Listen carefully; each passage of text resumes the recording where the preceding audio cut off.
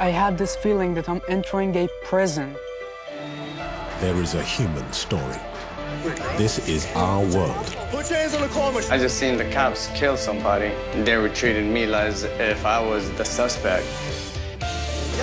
A series of documentary films that reveal the human drama at the heart of it. There's the powerful things in the wall. Our World, this weekend on BBC World News.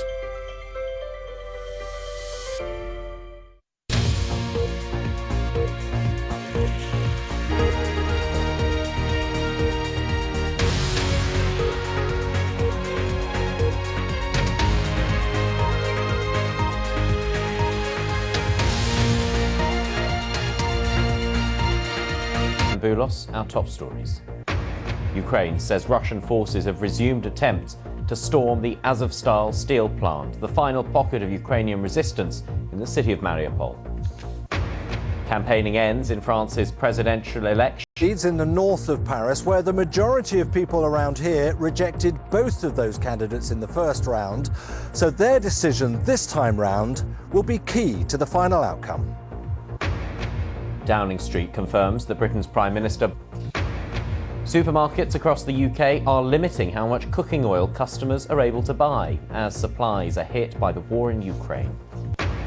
And Tyson Fury will take on Dillian Whyte later in what's expected to be one of the biggest all-British forces are trying to storm the Azovstal steelworks in Mariupol, where Ukraine's remaining forces in the city are holding out. Russia is said to have resumed airstrikes on the plant in the south of the country. Ukraine has called on the United Nations to provide urgent help to evacuate. Sent this report. More Ukrainian homes are coming under fire. Shelling's intensified in Kharkiv and across the east of the country. But intelligence assessments say the Russians aren't gaining much ground. Ukraine was intended as only the beginning. Then they want to capture other countries. Of course, we will defend ourselves as long as necessary to break this ambition of the Russian Federation. The Ukrainians are fighting back. They claim this shows the Ukrainians say, to hide evidence of war crimes. Those who escaped Mariupol are trying their best to celebrate Easter this weekend. Katya and her mum offered to bake traditional cakes and have been inundated with orders. Around our were almost all destroyed or burned down. They took direct hits. We are fortunate to have connections still with relatives. Apart from one grandmother, our friends and relatives recently started and see what happens to the places when you were born, when you were grow, and we get the pictures of my school. It's out of windows. Dan Johnson reporting there. Well, we can go live to the capital, Kyiv, now and speak to our correspondent, Anna Foster. Anna, just underline for us why there is such a determination by Russian forces to capture Mariupol. They have focused so much firepower and so much effort on Mariupol, but also now I think Russian pride is at stake here as well. It has become really the symbolic battle of this war so far. It is vitally important for Ukraine to try to hold on to it. We've been talking about the fighters who are holed up in the huge steelworks there, which again is economically important for Ukraine to be able to send things like that, like its sunflower oil as well that we've been talking about today. So that is why both sides have tried so hard. In Russia, it's an important public holiday, a day when you see military parades and celebrations. And there is a real feeling that Vladimir Putin wants something to show on that day, to show the Russian people that this invasion was worthwhile and is going according to the Russian military ambition, that they will see what happens here, and if successful, they will just continue that mission creep and continue to try and gain more and more land. I think you have to as well bear in mind at this point that the early Russian ambition, there was every suggestion that the Kremlin thought that this would be a one-week operation. They thought they could sweep through Ukraine, take the capital, Kyiv, that they would have much more Ukrainian land than they do now. Remember, they occupied many of this more than once before now. Feels like he's trying to warn the world about Russian ambition, about what Vladimir Putin wants to do. And as far as President Zelensky's concerned, he does not want to stop just at Ukraine. OK, Anna, thank you very much. Anna Foster there in the Ukraine Sunday. Opinion polls suggest Mr Macron still has the upper hand, but his challenger could perform better than she did when the pair went head-to-head in 2017. Let's cross live to La Courneuve, just outside Paris, and my colleague David Eads. David. Jean-Luc Mélenchon, who just failed to get through to this last round. So we want to know where those votes are going and indeed what people do think about the state of France today. And to help explain that, I'm joined by Claudia Zenik, who is from the Paris School of Economics. Actually, though. Well, not really, but it's true that everybody sees that inflation is up. This is really news. We've been living since the mid-80s without inflation. We were even fearing that deflation could occur, and now we're 4.5% March on March. And he perhaps doesn't get the credit for those, you might think. Yeah, not really. I mean, it's true that the news are good. I mean, 2 months ago, INSEE published a figure showing that the living standard had been rising over the Macron quinquennat in average. Independent agencies like the living standards or purchasing power had been on the rise in average over this the result of the measures taken by and adopted during the quinquennat in average, but also centile by centile for every moment of the income distribution. But this is what people don't. Some people need to pay rent for renting houses, some people own their house. So there's no typical French person for whom the typical French household does not really exist. And even if in average, purchasing power has increased, to the prices that change often. And so this is stressful. The other thing is that in the consumption baskets, the share of constrained consumption or constrained expenditure that were pre-committed, like the rents, all the subscriptions. And something you've got a barometer on that all the time. Are the French at an all-time low? I mean, how depressed are they? The French are quite low now. Not as low as during the Gilets jaunes crisis in November, December 2018. This was the 2020. They were super happy at the first release of the lockdown because they were able to have social relationships again. And now they're quite low since March. We've been going down. They're stressed by the idea of inflation, Ukrainian war. We've got time for. Thank you very much indeed for your expertise.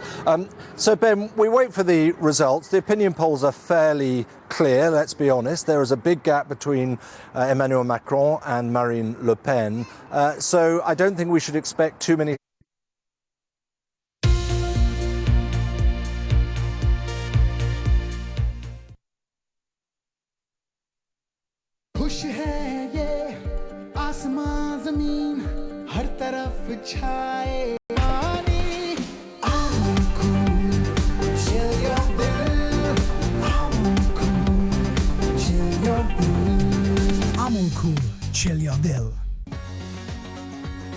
For a woman who prides herself in... My life has been defined by failure.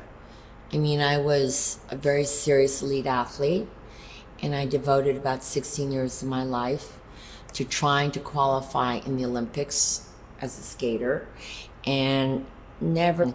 All the things that I loved about skating, I took with me into fashion.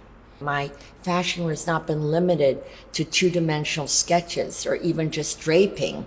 It's been about storytelling, it's been about emotional ways, and I think a lot of daring.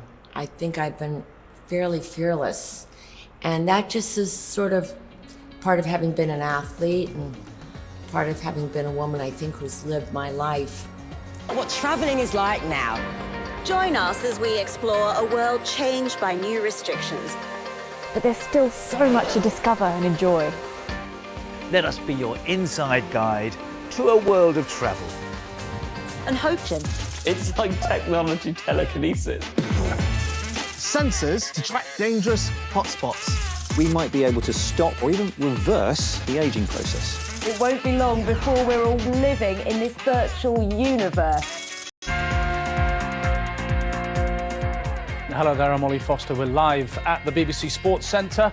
Here's what's coming up for you on Sport Today. We're at the business end of the football season in Europe. 2 leagues can be decided on Saturday, and the Copa del...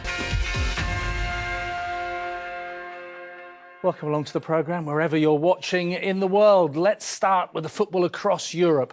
2 championships could be wrapped up on Saturday. In Germany, Bayern Munich will claim a 10th straight Bundesliga defeat against Lens at the Parc des Princes. And over in Spain, the Copa del Rey final is going to take place on Saturday evening in Seville. The two-time winners, Real Betis, taking on Valencia, who have won the competition on 8 occasions. Betis overcame Rayo game because we're playing in Sevilla. That's why many people are saying they're favourites. But this is a final, and my team are calm, they're fine, and we're optimistic regarding the game. Real Betis, 2005, that one was actually their last trophy.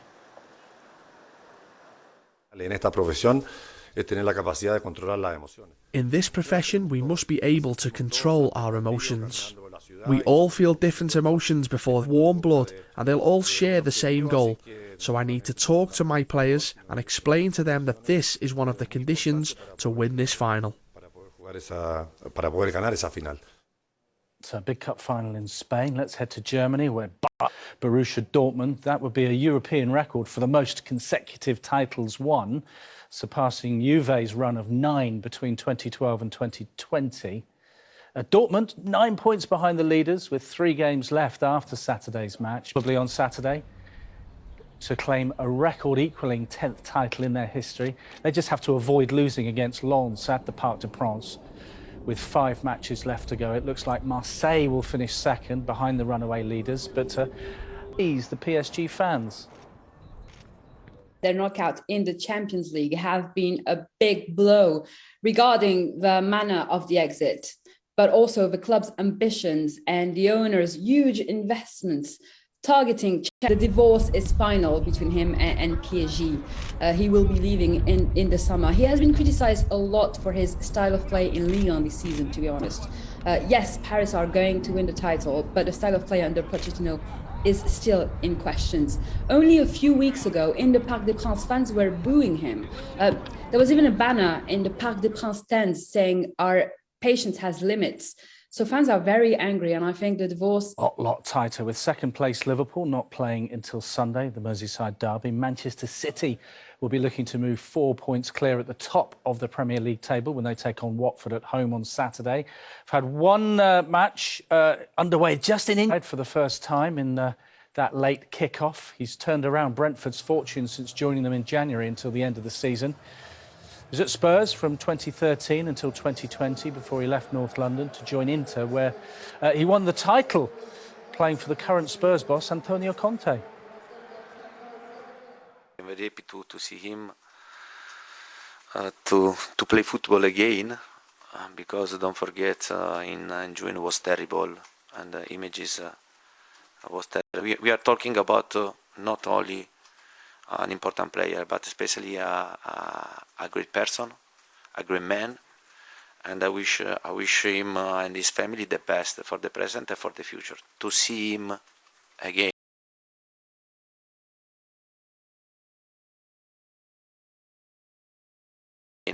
Conte's old club Inter, they're hosting Jose Mourinho's Roma. A win for Inter would see them go top of the table, above AC Milan by a point, with both then having played the same number of games. So an important match for Inter. Wembley Stadium was remarkably calm and amicable the way in on Friday. Fury tipped the scales at 18 stone 8 pounds. That's 12 pounds lighter than he was for his last fight in October, but still nearly a stone heavier than White. Fury's also got a huge... You all made it happen! Every one of you's made it happen! I just want to say a big shout out and respect to Dillian White and his team. Proper professional men. And we're going to give you a real fight. Don't doubt us. We're going to put a show on like no other before. Wembley says the crowd will definitely have a part to play. When the crowd are behind you and you know they're cheering for you and you feel and hear the intensity of the energy of the crowd, you can feel it in your blood and it raises you to that next level. So 94,000 eyes. So I think it's going to be ebbs and flows with the crowd, but it's going to be amazing, that's for sure. Some basketball for you. Giannis Antetokounmpo scored 18 points for the Bucks as they beat the Chicago Bulls 111-81 in Game 3 of the NBA playoffs. Now at the World Championship on Saturday, they'll be hoping for no more distractions like this. A pigeon somehow got its way into the Crucible Theatre on Friday. That's definitely a foul. It brought its own coup. Not so Areas, temperatures above we'd normally expect for this stage in April. We have seen cloud though build into southern parts of China through the Maldives, producing a few showers and thunderstorms. Most of those fade for a time, but there could be a few around as you go through Saturday night and into Sunday morning. Still a bit stormy towards the north, some big thunderstorms to go with it too. Also affecting parts of Tajikistan, Kyrgyzstan, hail in the mountains. And we'll see a few more showers across Afghanistan as well. But much of Pakistan dry, any showers or storms few and far between. There'll be one or two in the west of India, rise and staying very hot, if not hotter, in New Delhi.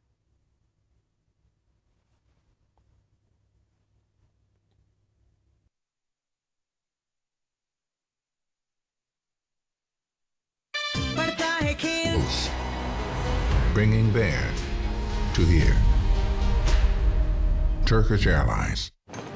Join Simon Sebag Montefiore as he discovers the rise of one of the great cities of the world. Vienna, dynastic. They are unafraid to address issues such as gender or politics, and very often the works test the boundaries of censorship. There it is. It's beautiful, beautiful, so enigmatic. A Neanderthal woman or man or... Now on BBC World News, we're off on a journey of discovery to explore new destinations around the globe and uncover hidden sides to some of the world's favourite holiday hotspots. And on board a leaky boat in crocodile-infested waters. I have lots of water in my boat. I don't know exactly why yet, but here it is.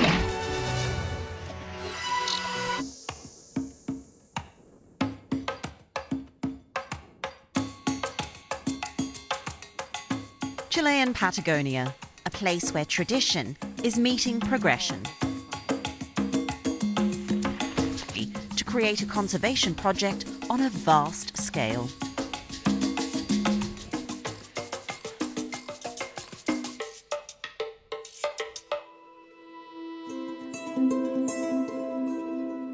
Miles.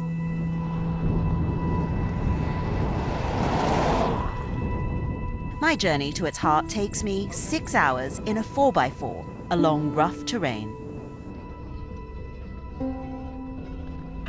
Potholes, and I guess that's part of the story of tourism here. The infrastructure is still a work in progress for the government, but for two philanthropists, Doug and Chris Tompkins, the route of parks was just the latest part in a... Doug bought a coastal farm in southern Chile, and over 30 years, along with Chris and the Tompkins Conservation Organization, they bought 2 million acres across Chile and Argentina.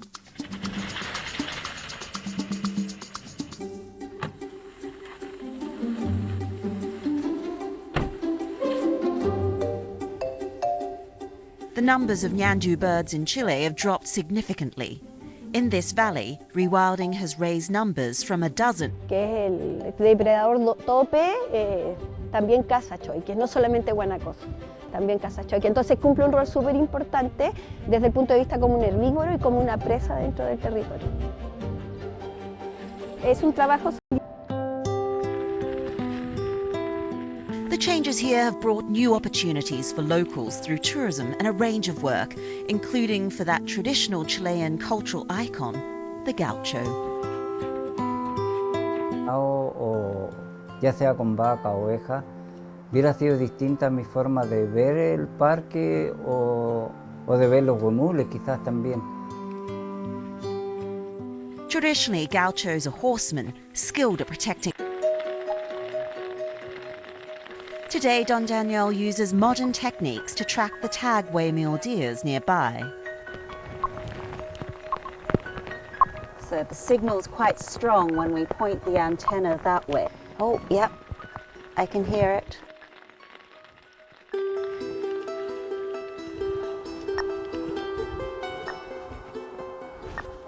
"99% of the original waymeal population are thought to have been lost. There are in fact 3 waymeal together.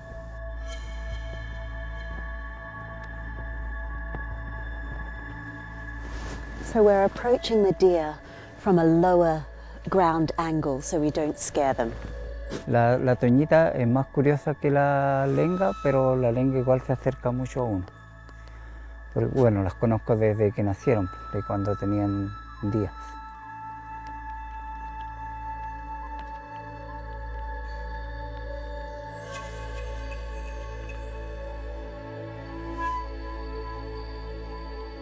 It's unbelievable that now the numbers have grown and we've been able to track them within the space of a quarter of an hour. In 2017, Tompkins Conservation donated the last of the parks to the Chilean state under the condition that they are protected as national parks. The Chilean government also added to discussed as it should be.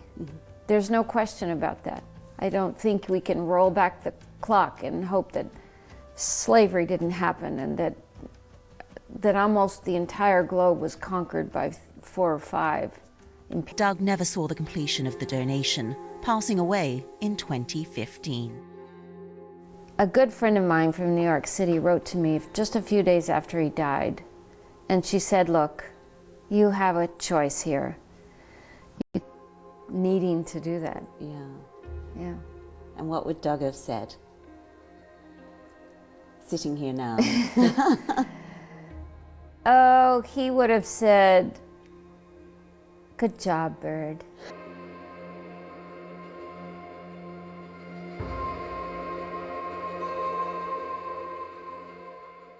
Well, stay with us because still to come on the travel show. The neglected treasures of Tripoli, where with the man... So don't go away.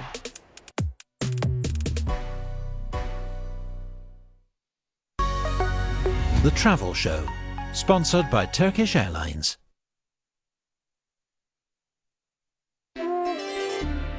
ये मेरा चीज है ये मेरा चीज है ये मेरा चीज वही स्वाद नया अंदाज अमूल चीज Just one big supercontinent, Pangea. And today, there is still a force connecting those divided by distance, reversing millions of years of rifting, making far feel close, bringing there to here. Turkish Airlines. The Travel Show, sponsored by Turkish Airlines. It makes up for in public art and architecture. After hundreds of years out in the elements, its many artifacts are beginning to show signs of wear and neglect. But one man has made it his mission to record these Islamic treasures for posterity.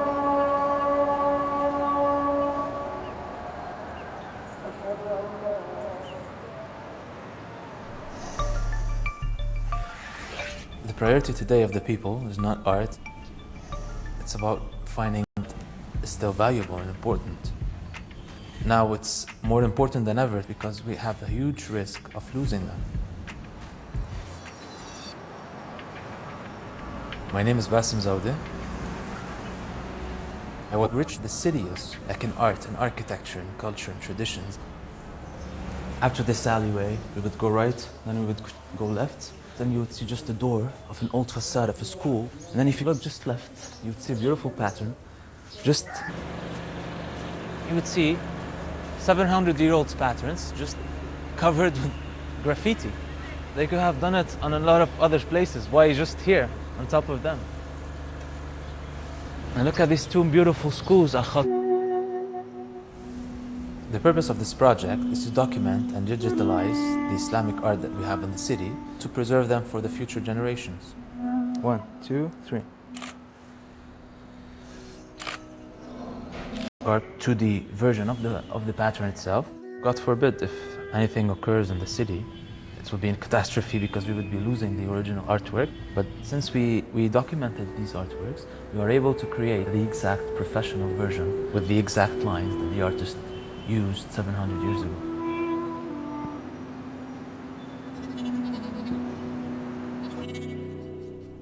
A lot of my work now reflects the history of the art of the city.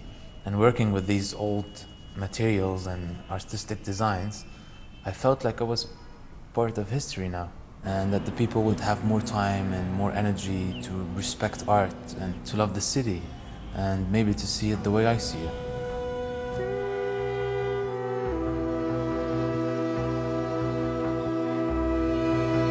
The city's largest fish market and exploring the forests that could prove a vital tool in the fight against climate change. So I'm here on the canal this morning, starting my trip to the lagoon. But for everyone, looks promising. They say the biggest fish market is here on the corner, and I must visit right now.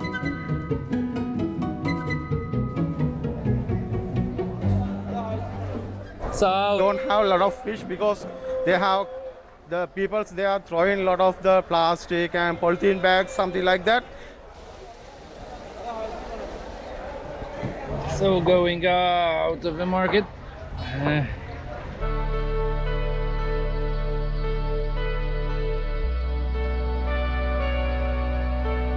Somebody said to me that during afternoon hours some grilling processes are going on in the mangroves, but funny thing is my lunch. What's going on? Food time. Food time. Wow, looks amazing. Prawns from the lagoon? Okay, so it's the same as I saw in a market today. Put some lime on the fish and prawns, but extremely good. This fish is amazing. And this is, I know already from yesterday, is coconut. Don't want to take it too long today. 2:40, and is in kilometers, around 10 kilometers probably still awaits on the lagoon, and it's not so easy. And yeah, I have lots of water in my boat. I don't know exactly why yet, but here it is. Probably leaking somewhere. It's absolutely the time to get out from here. I can see already lights there in front of me, maybe in a couple kilometers. And this is All Saints Church lights. I googled already before, and now I have to reach this place. I didn't see them, but don't want to feel them for sure. And it's getting completely dark now soon. Probably will not manage to reach the place with any kind of light. I have a torch. So now remains to just keep going. And do join us next week to see if Carolus makes it all the way to the end. Also coming up, Rajan's in Dublin on the 100th birthday of one of its best known but most challenging classic novels, and meet... Whoa, look at this. The ceiling is incredible. And it goes on and on for a long, long way. This must be at least 60 meters or something. And in the meantime, you can find us on social media. We're on Facebook and...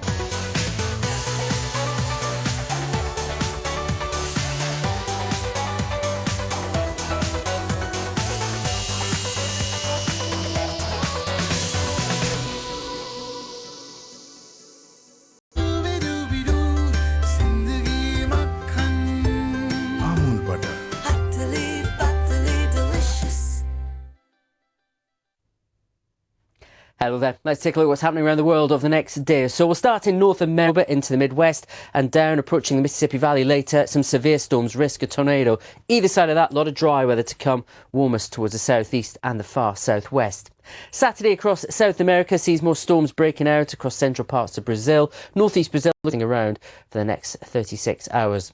A few thunderstorms in across parts of Saudi Arabia, the Levant and in towards the Gulf. Hot and sunny down towards the southern portion of the Gulf. And across so much of India and Pakistan, temperatures continue to soar.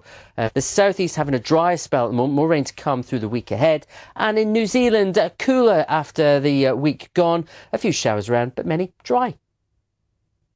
Are companies doing enough to make a stand against Russia? I get the view from the man behind... In Myanmar, we go inside the resistance, a people's army prepared to sacrifice everything to restore democracy. Our world, Myanmar inside the resistance on BBC World News. Innovations in medicine. These girls are benefiting from a vaccine which is offered routinely in wealthier countries. I first became aware of this new coronavirus in early 2020. This has been such a fast-moving story and was a privilege to be able to film the very first volunteers to receive one of the vaccines during the trials. It is science we have to thank for giving us this route out of the pandemic. Coronavirus is going to be with us for years to come.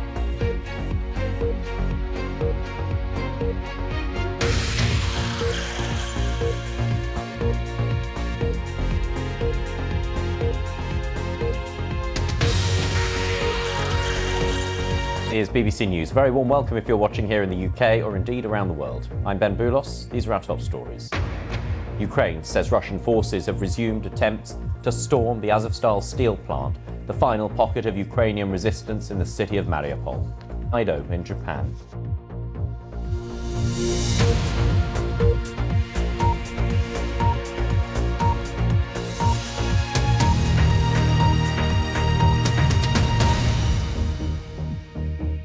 Out.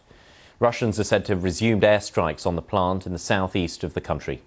Ukraine has called on the United Nations to provide urgent help to evacuate civilians from Mariupol. These are the latest positions of Russian forces in Ukraine. Parts of the southwestern port city of Odessa have also been targeted by Russian rocket fire, including a 14-story residential tower block. From Ukraine, Dan Johnson sent this report. Fight he believes is to come. Російське вторгнення в Україну передбачалося тільки як початок. The Russian invasion of Ukraine was intended as only the beginning. Then they want to capture other countries. Of course, we will defend ourselves as long as necessary. Evading attack by firing flares as another is brought down close to Zaporizhia. Near Mariupol, there's more evidence of mass graves. Satellite pictures show how another existing cemetery is claimed to have been extended over the last... Direct hits. We are fortunate to have connections still with relatives. Apart from one grandmother, our friends and relatives recently started to reconnect. When you were born, when you were grow, and we get the pictures of my school. It's out of windows. It was directly hit to the flat. Campaigning has ended in France ahead of what's expected to be a close runoff between President Emmanuel Macron and his far-right rival Marine Le Pen on Sunday. Opinion polls suggest Mr. Macron still has the upper hand, but his challenger could perform better than she did. As you say, I think are going to play out here that Emmanuel Macron, it's difficult to see how he wouldn't win this election given the opinion polls at this stage. It's also difficult to see how Marine Le Pen won't do better than she did last time round. That to the north of the centre of Paris. But 63% of voters here rejected both those candidates. They went for the left-wing candidate, Jean-Luc Mélenchon, who nationally drew something like 22% of the vote. Help us work out what that might mean. I'm joined now by Bruno Jambard, who's the Vice President of the pollsters Opinion Way. Bruno, thanks very much for joining us. Is that a fair comment, and would your own Opinion Way... And we don't really see, when we're doing the math from the first round to the second round, how she can really win, because she has, of course, the level of votes of Zemmour, but it's only 7%, and Macron has much more coming from other moderate candidates. 5 years ago, here, 82% on the second round voted for Macron. I guess tomorrow it will be lower, and probably because what we have seen in between the 5 years is that we have more Mélenchon's voters voting for Le Pen policy. Bruno, thank you very much indeed. Bruno Jambard, I should say Opinion Way gets it pretty close on these second rounds in the presidential election, and as he was saying there, it would point to a fairly comfortable win for Emmanuel Macron at this stage. But as he pointed... In France. And of course, voting, as David was saying, takes place on Sunday across France. We'll have a special programme right here to bring you the result. It will start at 17:30 GMT on Sunday. We'll have analysis from our corresponding boat that's gone missing off the northern island of Hokkaido. The authorities lost contact with the vessel, the Kazu-1, after its crew told the Coast Guard that it was taking on water and had started to see 2 children. That is the latest we are hearing. We'll bring you updates here on BBC News and online on the website as soon as we get them.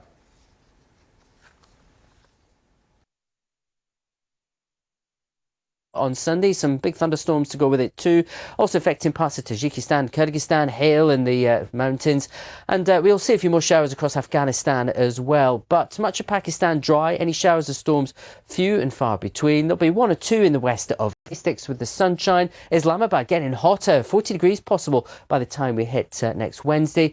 The storms in Tashkent gradually easing, but temperatures on the rise and staying very hot, if not hotter, in New Delhi.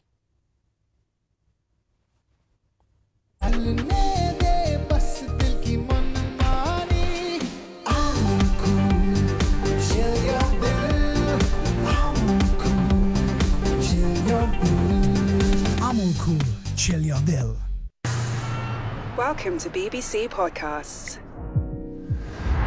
Just being on the podium and hearing your national anthem played, that's what you compete for.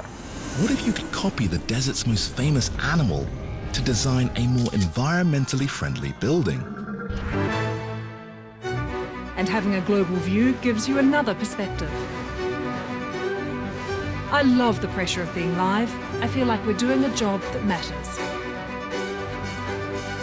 You're live with Lucy Hawkins on BBC. Kill somebody. A series of documentary films that reveal the human drama at the heart of global events. If I'm in jail, I'm living my life meaningfully. Our World, this weekend on BBC World News. The country's business ambitions and the impact of the ongoing conflict in Ukraine. The country's youngest Prime Minister in over 150 years. The fresh face of politics in the pandemic. All testing the limits of that popularity. An early victory against COVID was short-lived, overwhelmed by the Delta variant, which brought a 3-month lockdown. The next wave, Omicron, led to the US and Europe made way for international travel. The New Zealand government announced in March it will reopen its borders earlier than planned, hoping the influx of tourists will help boost the economy. Now that it's out of that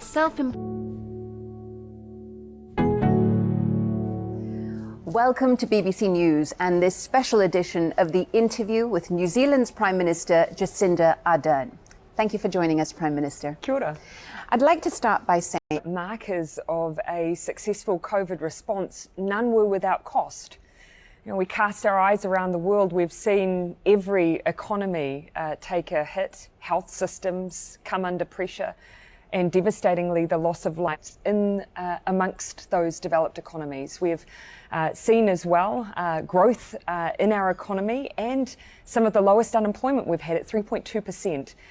And importantly, we've looked after New Zealanders. The reopening of our eligible New Zealanders, and that has served us well. As I say, that's led to the fact that we've had some of the lowest death rates in the OECD. And I think ultimately, as I said, for no country did even vaccine programs come without some debate and discussion.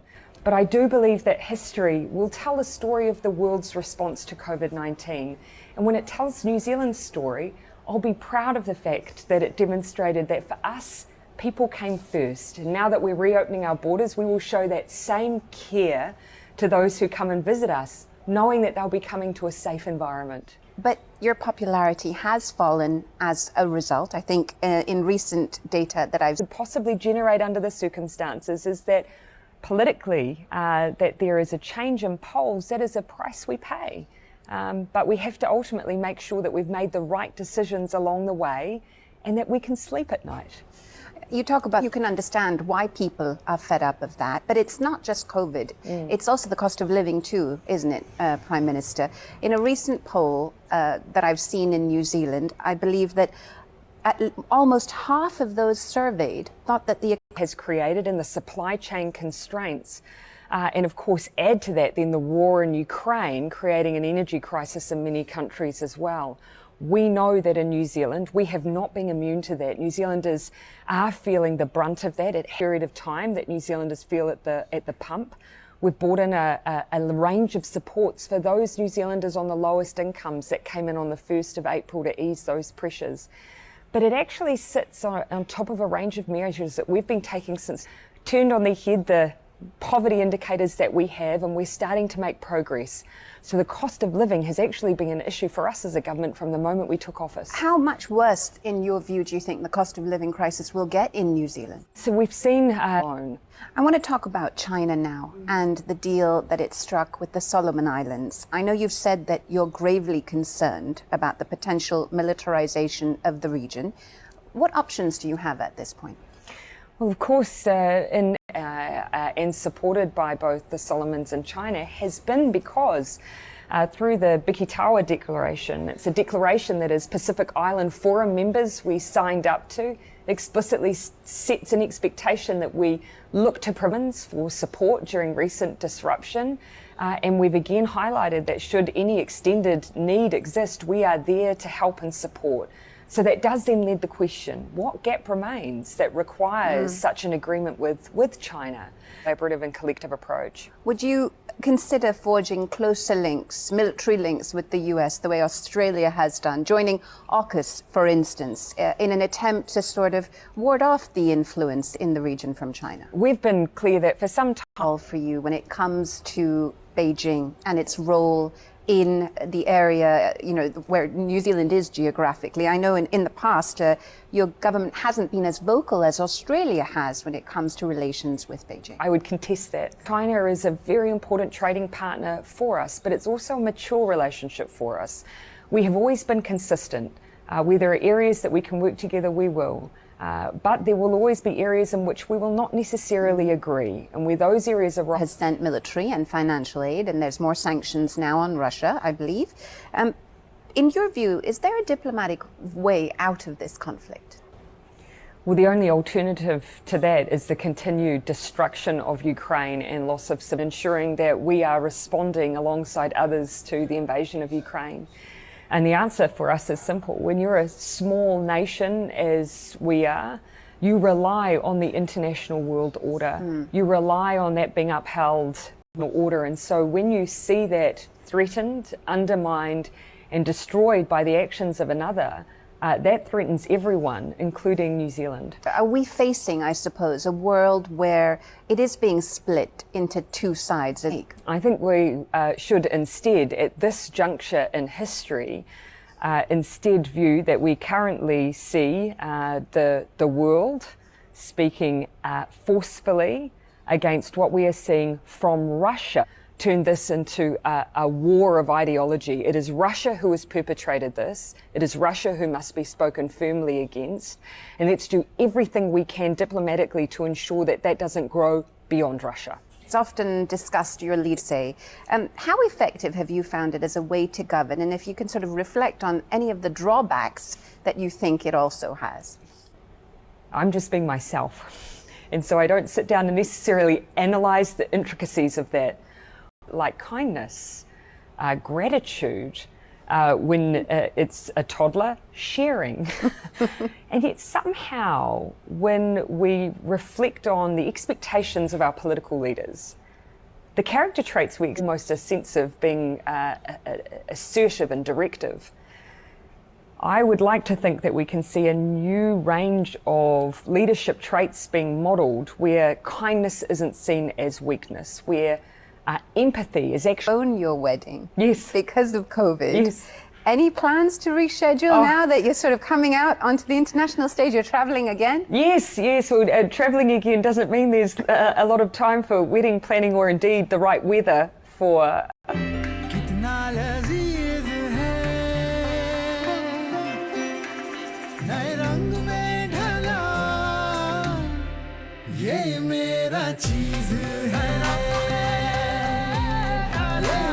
In early 2020, this has been such a fast-moving story and was relentless. Some of the images I've seen in intensive care units, they will stay with me forever. The warning signs here couldn't be clearer. The NHS, it was a privilege to be able to film the very first volunteers to receive one of the vaccines during the trials.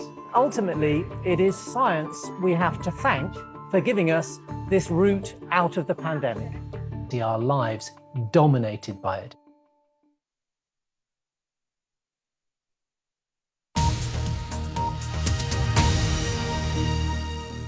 Now on BBC World News, a global view on the big story.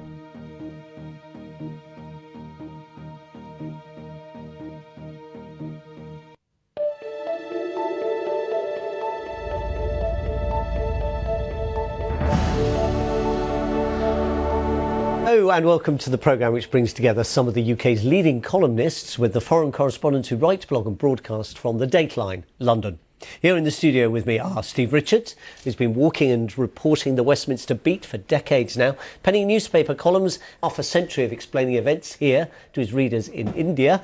A full-time occupation in itself, you might think, but he's still found time to commentate on his beloved cricket. Well, lovely to have you all in the studio with me.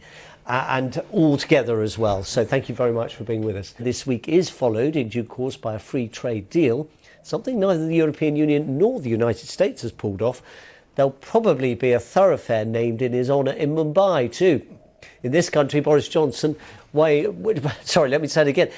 Johnson's global reputation and his domestic one. Despite championing the cause of Ukraine in Europe, there's been no finger wagging in his meeting with Narendra Modi for the Indian Prime Minister's support for Russia.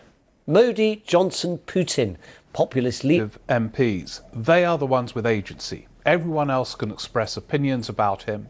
They are the ones with the power to remove him. And something moved on Thursday when the whips couldn't to start an investigation fairly soon by one of the parliamentary select committees.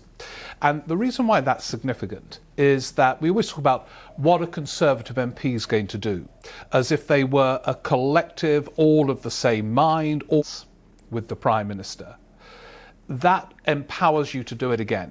So that's one of the things that's changed. And the other is, it just feels as if this crisis for him is just not going to end. There's a corrosive... Former Conservative MP who's been around since the 1980s, who was recalling the mood change when he was a young MP for Margaret Thatcher in that last year before she ceased to be Prime Minister. But he also said something really interesting. He said that last Conservative MPs...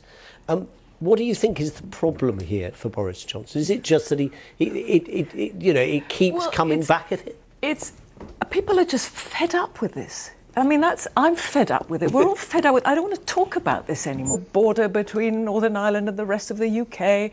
It's endless. The lies are endless. And look at what happened. But they haven't mattered, apparently. Well, and look at the policy problems. Look at what happened here during the pandemic. Underneath the lies is a great mountain. So, yes, lies matter. Lies to the House of Commons matter. Breaking your own rules matter. But to me, it's like this is the sort of cherry on the cake of a lot else that's gone very badly wrong.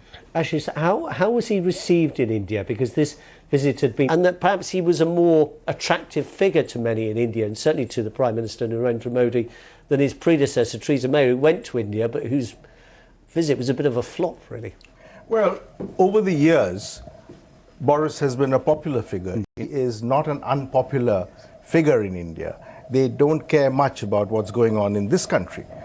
So he was well received. But unfortunately for him, if the timing of the visit was meant to divert attention from what was his claims about trade and defense and the rest of it, certainly on day one, it was completely about the debate at Westminster. Which was taking place that day on his first visit to India. Correct. Yeah. And also things and the brighter side and so on. But I think at the end of the day, this tended to be the questions which were put to him at the press conference, for instance.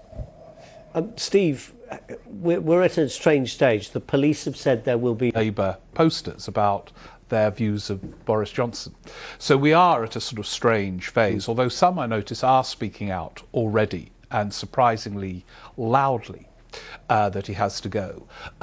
If the elections go by the time of the general election, but because of this context, it will be explosive, and there's quite a pivotal by-election coming up later on in the summer. So there are these electoral tests, but December. But it is, you can't get a bigger allegation. Now, he's always insisted he didn't think they were parties and all the rest of it. But the police seem to be taking a different view, given the number of penalty notices that have gone out. There's this about people's realization of the arrogance of this Prime Minister, people whose relatives died, who couldn't be with their relatives, who couldn't go to see their dying mother and father. I mean, everyone who lost someone in the pandemic and who kept the rules is just disgusted by this. Well, good question. Yeah, good question. Interestingly, what I would say is that he was certainly in trouble in February, and then came the Russian invasion, and that seemed to give him a little bit of a lease of life. And you constantly heard East Africa in the middle of the First World War. Churchill replaced Chamberlain during the Second World War, and Margaret Thatcher was replaced during the First Gulf War by John Major. Just actually, so let's talk a bit about the Ukraine, and in particular Narendra Modi's relationship with Vladimir Putin. First of all, Modi has done a sort of half somersault, if you like, for the simple reason that Indian foreign policy from 1991 onwards was multi-alignment, because the Cold War had, India has this disadvantage, if you like, of dependence on Russia in terms of defense. 50% of India's defense imports come from Russia. And then over the years, he says, I want an immediate ceasefire, which is perceived at least as a slight toughening of the position, given that they've had this position of neutrality on the invasion. That kind of took a bit of pressure, I guess, off Boris Johnson, because people were saying, shouldn't you have been out there, maybe not wagging fingers. Problems at home in India, and the fact that, the other issue for Boris Johnson was he going to say anything about the BJP and the Muslim community? Is he going to speak about that at all? We talked last time you were on about the persecution of Christians as well as it was. Yes. But I think he said nothing. No. Just on this conference where he took questions. So, yes, he did say that India has safeguards, but that's a very soft thing to say, given the current circumstances. Let me ask you, I'm interested in terms of what you were saying about... India is not part of AUKUS. Indeed, but it is part of Quad, yes, it's a competitor. But there is scope of British exports, defence exports to India. There has been a steady stream, but not very significant in corruption. Yes. That said, I think Britain is a competitor. When it comes to aircraft and other products, certainly, and I would venture to say that this was sent to Ukraine because obviously Ukraine has the engineering knowledge and the spare parts, bluntly, for Soviet-era equipment, not Western equipment. He also suggested there could come a point where we send Challenger tanks directly to Ukraine. I mean, that many terrible global wars like World War I and World War II, especially World War I, you could see everyone moving in different directions with no intention of it becoming a global nightmare, and it becomes one. And when this all and I heard a Tory MP being interviewed this morning saying, what is the end? Johnson said Putin must lose. What does that mean? Yes. What does losing look like? What does losing look like? And that is related to the question of whether... Not that it's definitely going to happen. No, but this is... I mean, he's thinking of doing what Biden decided not to do with aircraft, but with tanks. And I do know that there are Ukrainian troops being trained to use tanks here now. Where does this become a wider war, and who makes it so? I mean, Putin's just testing a new ICBM. It's really difficult. I completely take your point about people making moves and not knowing where they go. And it seems now just on Crimea with the Donbass. Then we have on the other side Transnistria in Moldavia, and in between Odessa, that kind of quintessential historic cosmopolitan city. Which is, I mean, that would be a huge... I mean, one of the things that kind of unites Narendra Modi, Vladimir Putin and Boris Johnson is that we perceive them as populists, as people who've ridden a wave of particular strong public feeling and have been able to guide it and have benefited from it, have ridden that way. And I think part of the problem in France is that Macron is not seen by most people as a centrist, but seen as being on the right. So it's a choice between two right-wing candidates. You have Mélenchon's voters on the left, many of them feeling... And he really is a perennial candidate. I mean, he's endlessly a candidate. Yes. The underlying issues are not going away, which have produced this wave of populists. And to be fair, a lot of these issues were there 5 years ago. They were. You can understand perhaps some of the public feeling that where has President Macron been on these things? Well, exactly, but a lot of these things are...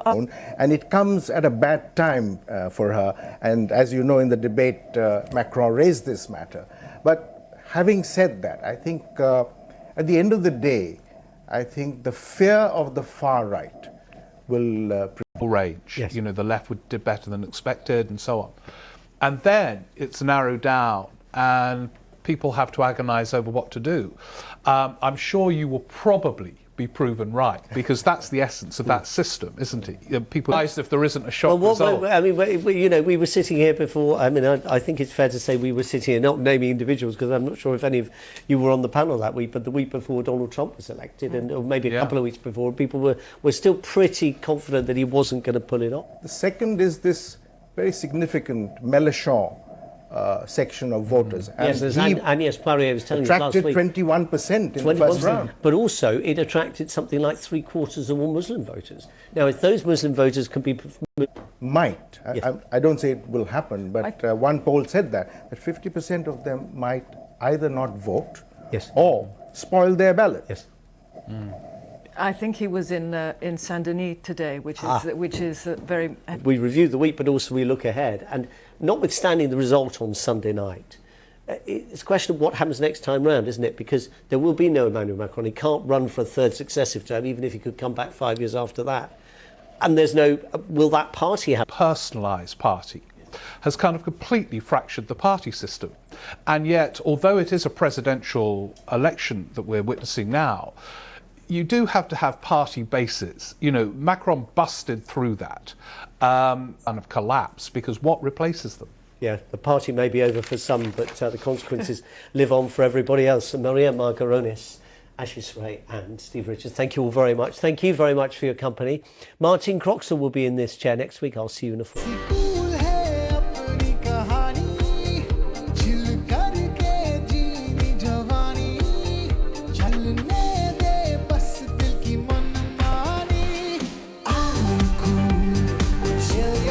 Beautiful, beautiful, so enigmatic. A Neanderthal woman or man or child made those marks for a reason.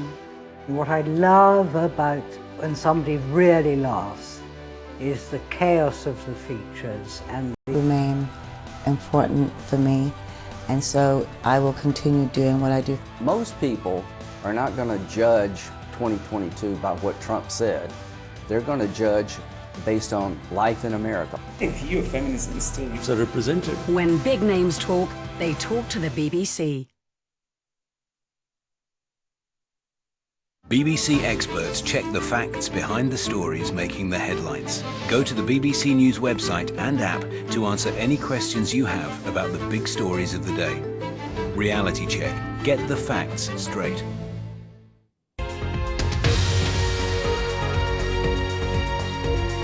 BBC News. Welcome if you're watching here in the UK or around the globe. I'm Celia Hatton. Our top stories. Ukraine says at least 5 people have been killed and 18 injured by a series of Russian missile strikes on the strategic port city.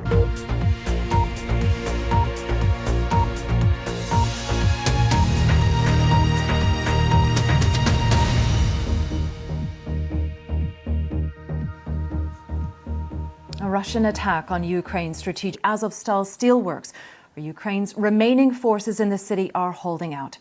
Russians are said to have resumed airstrikes on the plant in the southeast of the country. From Ukraine, Dan Johnson sent this report. More Ukrainian. Near Mariupol, there's more evidence of mass graves. Satellite pictures show how another existing cemetery is claimed to have been extended over the last month, the Ukrainians say, to hide evidence of war crimes. With relatives. Apart from one grandmother, our friends and relatives recently started to reconnect. Буквально недавно начали выходить на связь, когда там появилась... Because they bought new SIM cards from the Russians, and now they have... to the places when you were born, when you were grow, and we get the pictures of my school. It's out of windows. It was... This relentless war. Dan Johnson, BBC News, Lviv.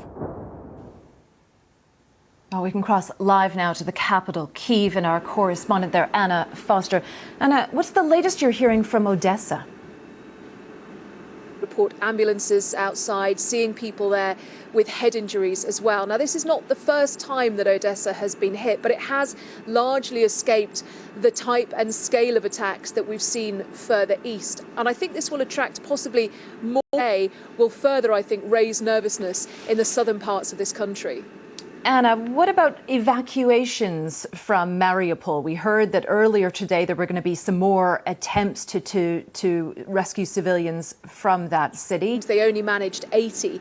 Both sides blame the other for the conditions for those humanitarian corridors falling away. Remember that there are so many things, so many fine details that need to be agreed, times, locations for each side to avoid. Well, let's focus on France now. Campaigning has ended ahead of the presidential election runoff between Emmanuel Macron and his far-right rival, Marine Le Pen, on Sunday. Opinion polls suggest that Mr. Macron has the upper hand. See that inflation is up. This is really news. We've been living since the mid-80s without inflation. We were even fearing that deflation could occur, and now we're 4.5% March on March. In France, much lower than in other European countries. Rise in average over this, the result of the measures taken by and adopted during the quinquennat, in average, but also centile by centile for every moment of the income distribution. But this is, of course, figures and average, and people feel differently. In November, December 2018, this was the lowest point. They were quite low at the beginning of the lockdown in March 2020. They were super happy at the first release of the lockdown because they were able to have social relationships again. In April, we have seen cloud though build into southern parts of China through the Maldives, producing a few showers and thunderstorms. Most of those fade for a time, but there could be a few around as you go through Saturday night and into Sunday morning. Still a bit stormy towards the northeast of India. Some of those could be quite severe. For the most part in central northern areas is that continuing heat. Let's take a closer look around then Sunday afternoon. We'll start a bit further north though, across Kazakhstan. A bit more in the way of rain around on Sunday. Some big thunderstorms to go with it too. Also affecting parts of Tajikistan, Kyrgyzstan. Hail in the degrees possible by the time we hit next Wednesday. The storms in Tashkent gradually easing, but temperatures on the rise and staying very hot, if not hotter, in New Delhi.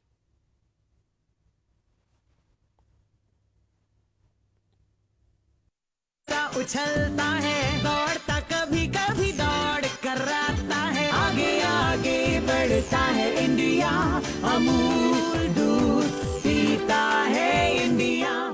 On the Belarusian side, migrants in the northern city of Groningen.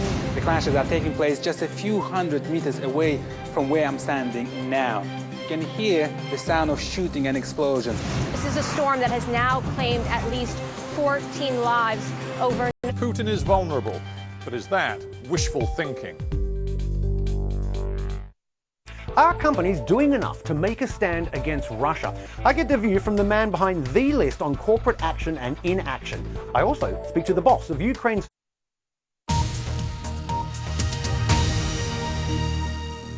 On BBC World News now, in an exclusive interview, Karishma Vaswani speaks to New Zealand's Prime Minister Jacinda Ardern about the reopening of borders, the country's business ambition. The country's youngest Prime Minister in over 150 years. The fresh face of politics in New Zealand. Dubbed Jacinda Mania, Miss Ardern's popularity helped propel the Labour Party to... And then, the pandemic. All testing the limits of that popularity. An early victory against COVID was short-lived, overwhelmed by the Delta variant, which brought a 3-month lockdown. The next wave, on travel, the New Zealand government announced in March it will reopen its borders earlier than planned, hoping the influx of tourists will help boost the economy. Now that it's out of that self-imposed pandemic isolation, start by saying, you know, this is your first international trip post-COVID. At one point, New Zealand was certainly seen as the success story of the world when it came to COVID. But then after that, you had lockdowns that went on possibly far longer than most people would have wanted. The loss of lives. So no country has been free of that. But in New Zealand, we deliberately took the approach that we would prioritise the health and well-being of our people. and that the best possible health response, in our view, would also create the best possible economic response. Critics did say at one point that your policies were bumbling. I think another phrase that was used was that your government had been asleep at the wheel. People were angry. There were protests at Parliament. Do you feel that vaccines should have come in sooner into all of this? We have one of the most, some debate and discussion, but I do believe that history will tell a story of the world's response to COVID-19. And when it tells New Zealand's story, I'll be proud of the fact that it demonstrated that for us, people came first. And now that people are expressing this unhappiness in New Zealand. There is huge COVID fatigue around the world, and you can see that being borne out in many different ways. And so New Zealand is no different. But if the price that we pay for the decisions along the way, and that we can sleep at night. You talk about the fatigue that people have had with COVID restrictions, and I'm sure you can understand why people are fed up of that, but it's not just COVID, it's also the cost of living too, isn't it? Quite the contrary. What we've acknowledged in New Zealand is that yes, indeed, as we've seen around the world, there are a number of countries who, through this COVID recovery, have felt the impacts of increasing demand during that recovery response. We've immediately tried to cushion the worst of those effects through fuel prices by removing some of the tax for a period of time that New Zealanders feel at the pump. We've brought in a range of supports for those indicators that we have, and we're starting to make progress. So the cost of living has actually been an issue for us as a government from the moment we took office. How much worse, in your view, do you think the cost of living crisis will get in New Zealand? So we've seen economic forecasts that have suggested as we come through this period that, as I say, other countries, the UK, the USA and others are also experiencing. We are not alone. I want to talk about China now and the deal that it struck with the Solomon Islands. I know you've said emerge and supported by both the Solomons and China has been because through the Bikitawa Declaration, it's a declaration that as Pacific Island Forum members we signed up to, explicitly sets an expectation that what gap remains that requires such an agreement with China. So our response is, again, just to call back